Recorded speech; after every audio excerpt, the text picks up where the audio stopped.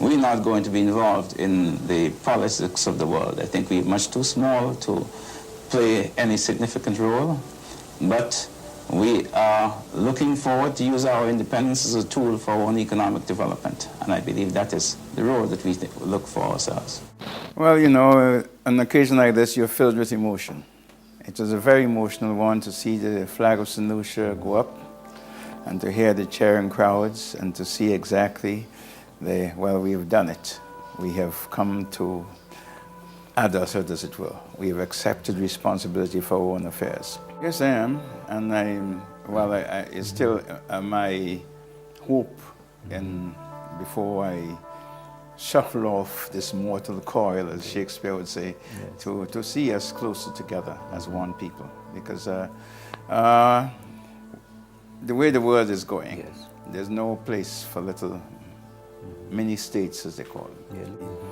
From 1978, in preparation for independence, the Labour Party wanted elections before independence. And we said no, that there's never been any, in the history of negotiations with the British, never any country has been forced to go into elections except with the choice of the political leader, the Prime Minister. This is his choice, and I was not going to bow to this.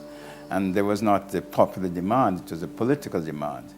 And there was a lot of confusion prior to the elections. We had the civil service strike, we had the teachers' strike, we had all type of confusion. We had threats, etc. It was really, looking back at it, it was really a frightening one for me personally.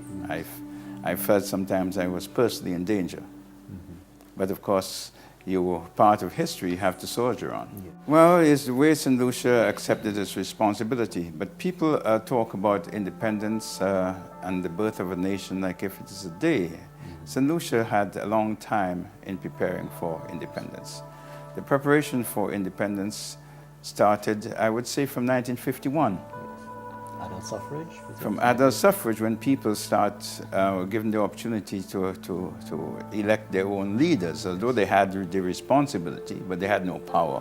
The power still abided with the governor and the administrator, etc., etc. But people start looking towards their own to do things for them, rather than looking outside. They start looking within themselves and start doing things for themselves. And there you had the 51, then you had in the first ministerial system in 56, then you had... You were already part, 56 or 57? When did you first enter the House? I entered the House, I went to the House in 54. 54, okay. Yes. And I was in the Executive Council from 54. Then I left and became a minister in 58. Yes. So the preparation started from then. You know, there is a Chinese saying. He said, if you're planning for a year, yes, they say plant rice. We would say plant bananas. Yes. If you're planning for 10 years, you plant trees. But if you're planning for a generation, you educate your people. And that is what we're doing with a conscious effort to educate our people. But the St. Lucia Beach, we started off that, but it was a disaster.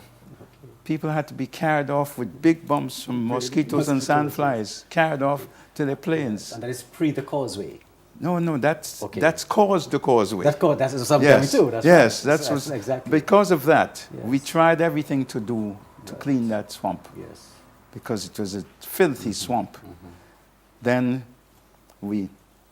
I got consultants in. Yes. They told me all type of things about spraying. But one, Moses Matalon from Jamaica, he came and said, look, you can't fill that swamp, you have to drain it. Yes. You have to. So we went and created a lagoon, as it were then. And from that is the seed of the modern tourism. Indeed. Okay, we started there. But you have to get people in.